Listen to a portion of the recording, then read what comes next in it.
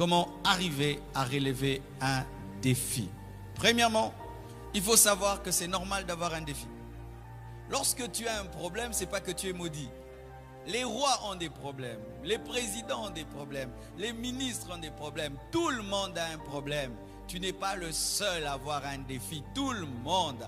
Et la vie est faite de défis. Le jour qu'il n'y a plus de défis, la vie cesse d'être la vie. Tu nais, tu as un défi, tu dois téter. Après, tu dois grandir, marcher. Et puis, tu dois parler. Et puis, un défi, tu dois aller à l'école maternelle. Après, primaire. Après, secondaire. Et puis, humanité. Et puis, il faut que tu aies ton graduat. Et puis, ta licence. Et puis, spécialisation. Et puis, tu dois trouver un travail. Et puis, tu dois te marier. Et si tu te maries, il faut que tu aies des enfants. Et puis, il faut que ces enfants aussi se marient. Et puis, que ces enfants aussi aient des enfants. Et puis. Avoir des problèmes, c'est normal.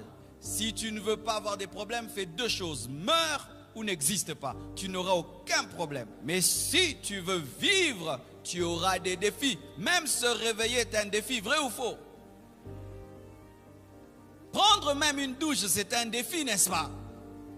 Prendre sa voiture, rouler, c'est un défi. Il y a tout le temps des défis, des petits et des grands défis. Mais sachez que tout le monde a des problèmes. En soi, dans la dimension du problème, nous sommes égaux.